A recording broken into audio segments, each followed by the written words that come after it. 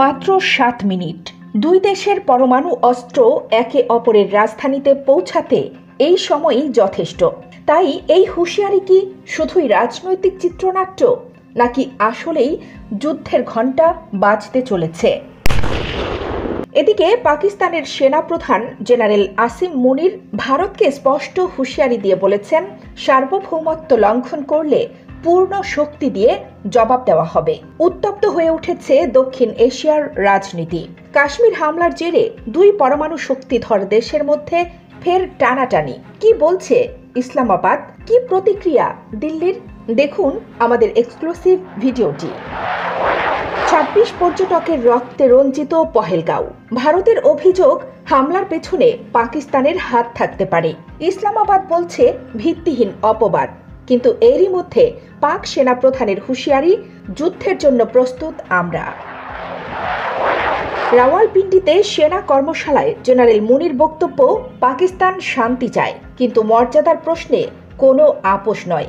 বেলুচিস্তানে বিদেশি হস্তক্ষেপের ইঙ্গিত দিয়ে তিনি সতর্ক করেছেন, ষড়যন্ত্রকারীদের যে কোনো মূল্যে ঠেকানো হবে। পাকিস্তানের এই বক্তব্য সরাসরি ভারতের প্রতি বার্তা।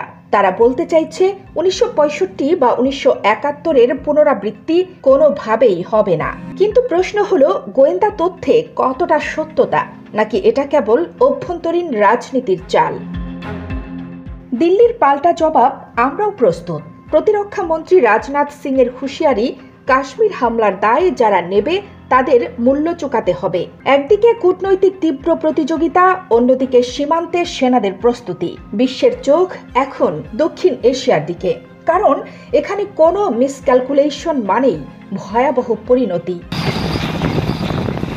আন্তর্জাতিক সম্প্রদায়ের চাপ, সংযত হন উভয় পক্ষ।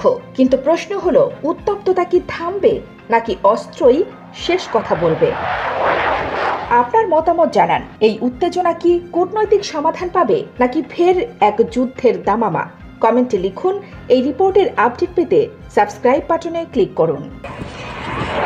কানিজ ফাতেমা নিপা, খবর সংযোগ।